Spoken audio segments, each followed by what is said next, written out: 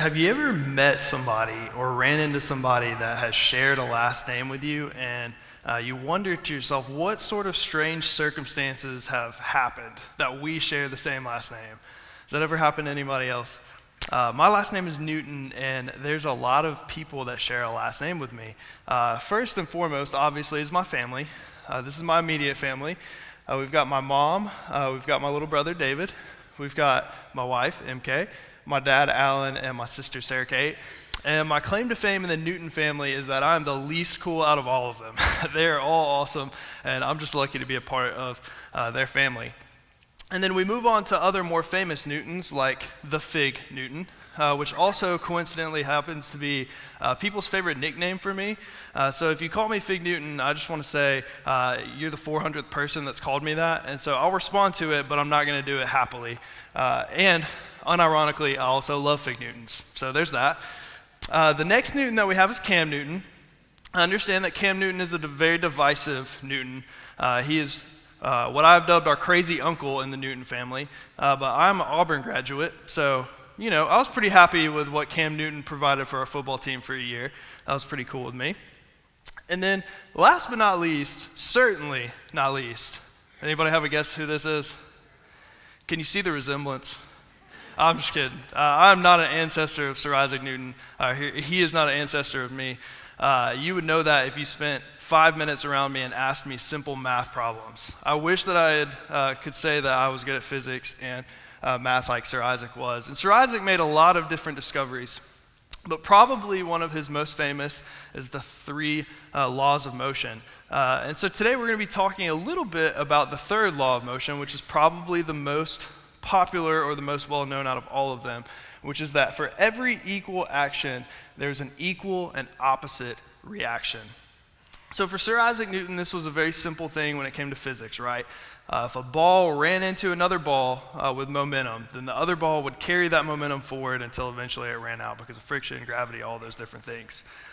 But if we slow down and we think about this statement, for every action, there's an equal and opposite reaction, we can start to see that it plays out in different things besides just physics, right? It plays out in all sorts of different circumstances and ways and things in our life. And Solomon, in this series that we've been talking about in the Proverbs, we're continuing that today, and Solomon talks about this when it comes to our words and when it comes to gossip, what it looks like for our words and the cause and effect that they have on our lives. My name is Riley Newton. I'm one of the pastors here at the Orchard Tupelo, and out of everything that you could do on a Sunday morning, we're so glad that you would come and you would hang out with us. And today we're going to be continuing in this This is the Life series where we're breaking down the Proverbs, and we're going to do that today in Proverbs 26. So if you have a Bible or a device to read on, if you'll go ahead and turn there with me. If you don't, we've got some people walking around with Bibles, holding them in the air like they just don't care. And so if you want to raise your hand, they'll bring you a Bible and you can keep it. If you don't have a Bible that you can read or understand at home, we would love for you to take this Bible and keep it, because we believe that as we continue to read the Word of God, we understand a little bit more about who God is, and when we understand who God is, we also understand who we are called to be. And so if that Bible will help you on that journey, we'd love for you to keep it. And if not, just leave it in the chair and we'll take care of it after you leave today. We'll be in Proverbs 26, verses 20 through 28. This is what Solomon says. Fire goes out without wood, and quarrels disappear when gossip stops. A quarrelsome person starts fights as easily as hot embers light charcoal or fire lights wood. Rumors are like dainty morsels that sink deep into one's heart. Smooth words may hide a wicked heart, just as pretty glaze covers a clay pot. People may cover their hatred with pleasant words, but they're deceiving you. They pretend to be kind, but don't believe them. Their hearts are full of many evils. While their hatred may be concealed by trickery, their wrongdoing will be exposed in public. If you set a trap for others, you will get caught in it yourself. If you roll a boulder down on others, it will crush you instead. A lying tongue hates its victims, and flattering words cause ruin. If there's anything that Solomon is in this passage, it is not vague, right? He's very direct with his thoughts about what it looks like whenever we participate or perpetuate in gossip or in words that are not building up other people. And he's intentional in the way that he talks about these things. The driving metaphor that Solomon uses in this passage over and over and over again is that our words, that gossip is like a fire. And there's a big difference between a fire that's contained within a fireplace or in a fire pit that we get to go and enjoy, we get to tend and we get to manage and make sure that it doesn't get too big or to make sure that it doesn't get too small. Fire in that way is something that we can understand and we can enjoy because it's tame. But when we see fire that's loose in the wild, it's a completely different animal, right? If you've ever had the experience of seeing a fire loose in the woods, it's kind of unnerving. And I had the opportunity to see this. The other day, I was driving down the trace, and on the side of the road, I started to see smoke billowing, right? And so this is a little bit concerning because our house is like a stone's throw away from the trace. So I was like, all right, like what's going on here? And as we continued to go forward, I saw flames on the side of the road rolling through the underbrush. And as we continued to drive, of course, then I saw a sign that said, "This is a prescribed burn," which, sounds like really intense and crazy. And then there was like all these ATVs and side-by-sides and pickup trucks driving across the road and making sure that the fire wasn't doing anything that they didn't want. But later that night, we drove by and all the trucks were gone, the side-by-sides, the ATVs, the people that were tending the fire, and in the middle, it was probably 10 o'clock at night, we're driving down the road and you just see glowing flames in the forest.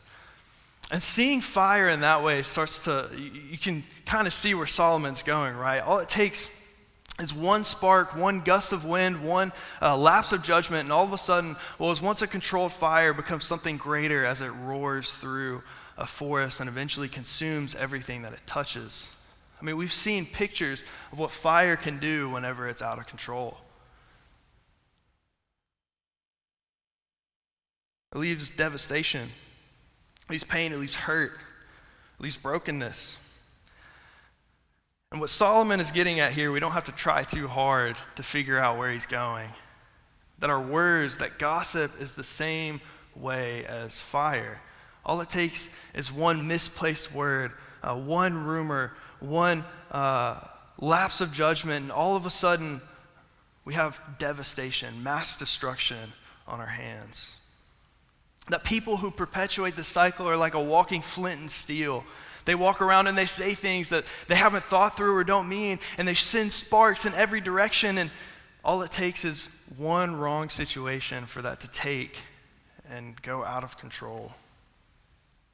Solomon in this passage is warning us to stay away from people that are like that, but he also calls to the humanness in us, saying that there's a part of us that is drawn to that. There's a part of us that wants to see what's going on there, and he talks about that in verse 22 when he says something like dainty morsels, which kind of sounds like a weird phrase to me. It sounds like you should say that really proper, right? Like dainty morsels or like something like that. But Solomon is doing something very intentional here. He says, just like we enjoy eating these dainty morsels, this delicious food that goes down to into our stomachs and it satisfies us, that's what gossip is like. And he uses this language because he's talking to a group of Hebrew people that would have understood what he's doing there. Because in the Hebrew culture, the belly was synonymous with the way that we would talk about the heart. We understand that the heart is something that pumps blood throughout our bodies, right? It keeps us alive. But there's also a deeper meaning when we talk about our hearts. We say things like, well, the heart wants what it wants. We say, well, I just felt it in my heart. Because there's something more to our hearts, a symbolic side of our hearts that really is trying to get at our souls. And so that's what Solomon is doing here. In the same way that we would talk about the heart, he talks about the belly. And he says, if we continue to ingest these words, if we continue to ingest these dainty morsels, then eventually we're going to make our stomach sick because our bodies weren't meant to handle all of this rich food. And in the same way, if we continue to consume gossip and words that are hurtful, it begins to make our souls sick. We begin to feel it in our hearts. Like saturating gas on a bonfire, you can smell it before it even explodes. We start to see the symptoms of a sick soul when it comes to gossip and words. And Solomon gives us some examples of what that looks like whenever we begin to consume too much gossip and begin to perpetuate that cycle. He says that these things in verse 23 through 26. He says things like, smooth words might hide a wicked heart like pretty glaze covers a pot. People might cover their hatred with pleasant words, but they're just deceiving you. They pretend to be kind, but don't believe them because their hearts are full of evil. And while hatred might be concealed by their trickery, eventually their wrongdoing will be exposed in public. I saw a work of art the other day that reminded me of all of these different phrases that Solomon is getting at here.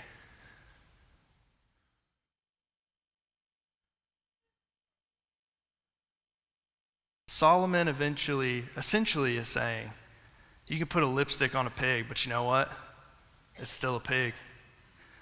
You can sugarcoat something, you can glaze something, you can put lipstick on it, but eventually, whatever it is, it's going to be exposed. We can't lie, cheat, or steal our way out of it, that eventually it's going to be seen for what it is. And if we participate and we perpetuate this cycle of gossip, that one day people are going to see it in us. And it sounds harsh, but a lot of us know this firsthand, right? There's many of us in a room this size who have heard things that have been hurtful, that have been said about them.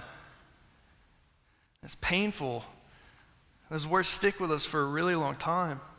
And Solomon says, look, steer clear of people who want to do this, because it's just going to continue to end up hurting you, and not just your minds, but your souls.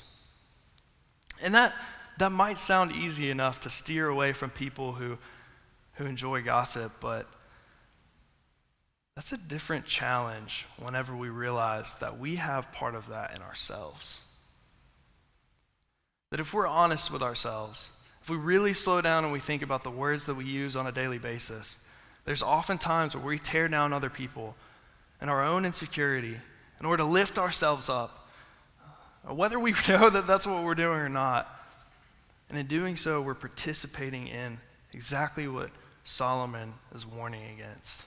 I know firsthand, as I slow down and I lay my head on the pillow at night, that I can have a tendency to replay all of the things that I've said over the course of the day, the ways that I can see that I've put myself over other people, the way that I've gone to a third party and gossiped rather than going to the person and telling them what's actually bothering me. All out of some longing to matter, right?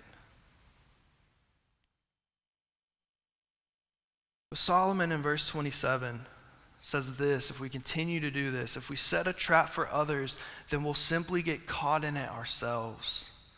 If we roll a boulder on others, then we'll crush ourselves instead.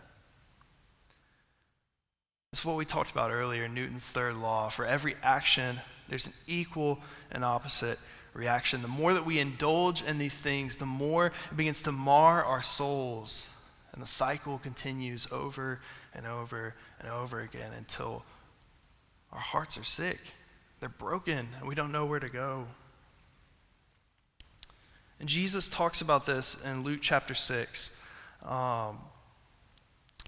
Jesus says this: a good tree can't produce bad fruit, and a bad tree can't produce good fruit. A tree is identified by its fruit. Figs are never gathered from thorn bushes, and grapes are not picked from bramble bushes. He goes back to that idea. A good person produces good things from the treasury of a good heart, and an evil person produces evil things from the treasury of an evil heart. Our heart will be recognized by the actions that we produce. And if this wasn't poignant or prevalent enough, this comes right after a passage where Jesus talks about what it looks like for us to love and pray for our enemies, to take care of them. He talks about it right after what it looks like for us to not judge other people, because one day we're going to be judged by the same way that we judge others. Jesus says it's simple. It's not about doing the right thing. It's not about trying not to do the wrong thing. It's about letting the right thing flow from who we are.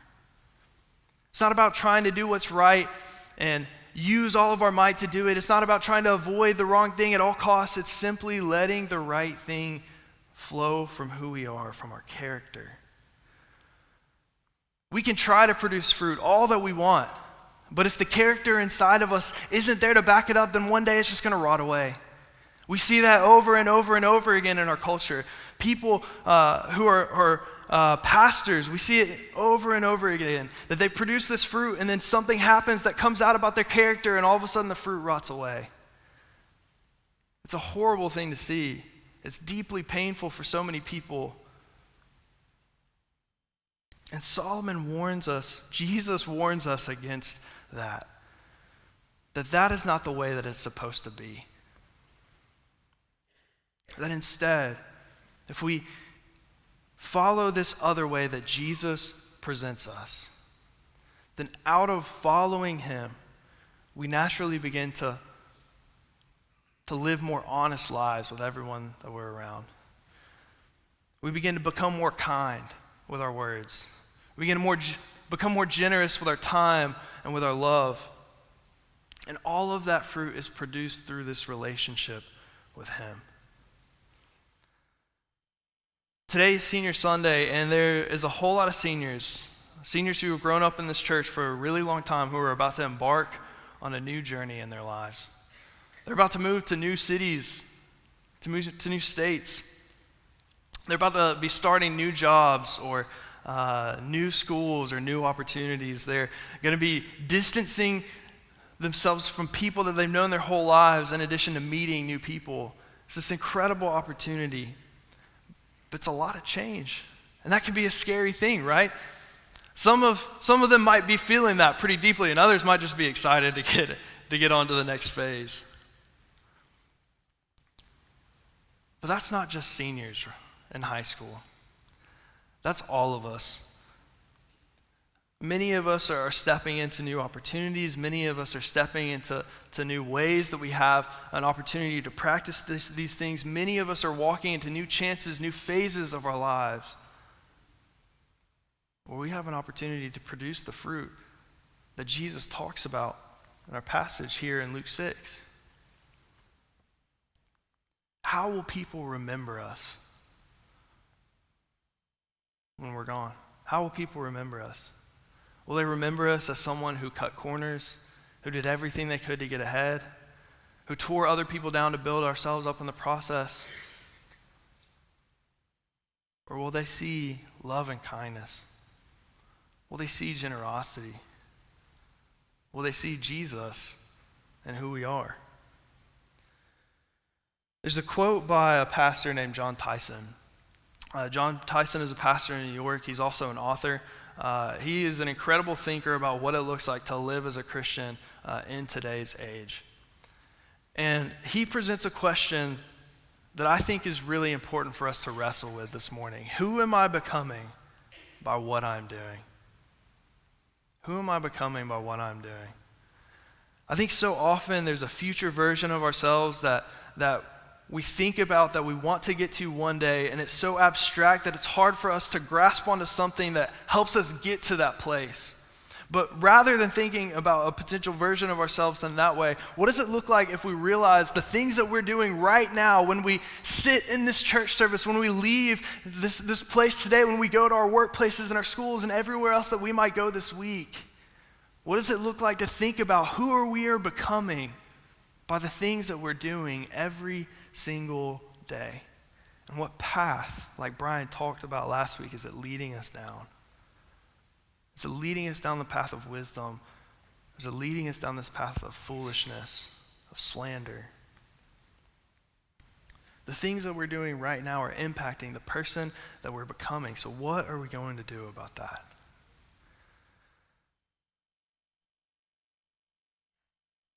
Because we know that words have cause and effect, that the things that we do, the things that we say, impact generations that come behind us.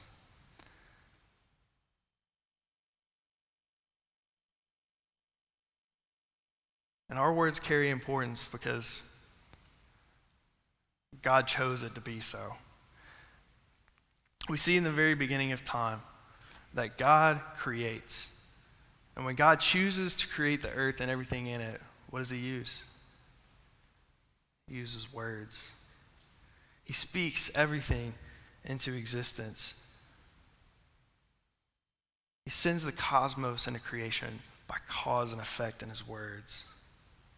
And we see that these words are valuable, that they're weighty, that they're important. Without words, we wouldn't exist. We wouldn't be sitting or standing in this worship space in Tupelo, Mississippi, spinning around a giant rock, rotating around a ball of fire. And that's just a small fraction of our galaxy, let alone our universe.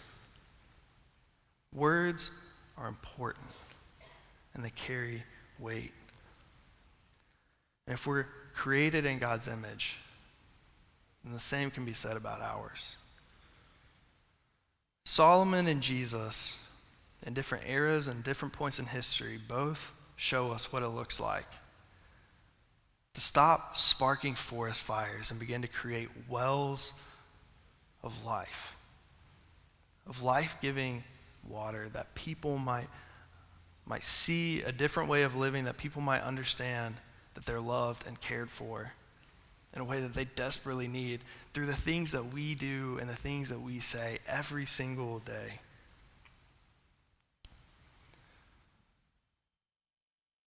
Our words matter, they're weighty. And whether we're on the giving side or the receiving side of harsh words, the truth is that through the resurrection of Jesus, that we can find new life in our words. That we can let them become rooted in our relationship with Jesus, that they might produce in us a new heart. And that in doing so, we might produce the fruit that we were created and called for. Let's pray together.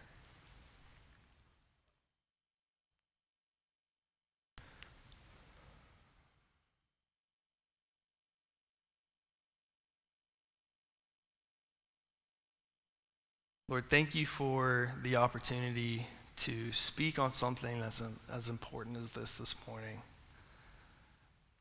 And Lord, thank you for the opportunity to wrestle with the passage and look what it looks like for my life to be different based on the words in these pages. And so, Lord, the prayer that I offer this morning is the same prayer of David in the Psalms. Lord, let the meditations of our hearts and the words of our mouth be pleasing to you, O Lord, our rock and our redeemer. And we understand that we have a propensity to want to join in and do these things to build ourselves up, and in doing so we hurt others, including ourselves. And so, Lord, this morning I pray that you give us wisdom to see where we might be perpetuating that cycle and that we might stop. That we might have a moment where we can see what's happening based on our words and our actions, the person that we're becoming, and Lord, that we would change that you would change that.